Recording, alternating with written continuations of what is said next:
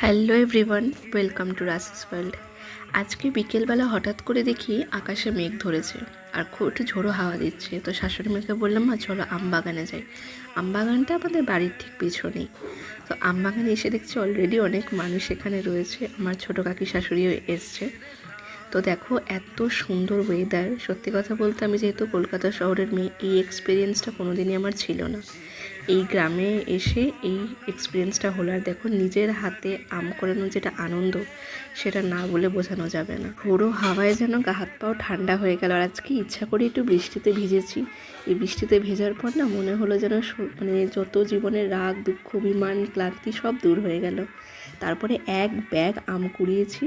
আমটা কুড়িয়ে নিয়ে বাড়ি চলে এলাম তাড়াতাড়ি করে, কারণ একটু সন্ধে সন্ধে হয়ে আসছিলো।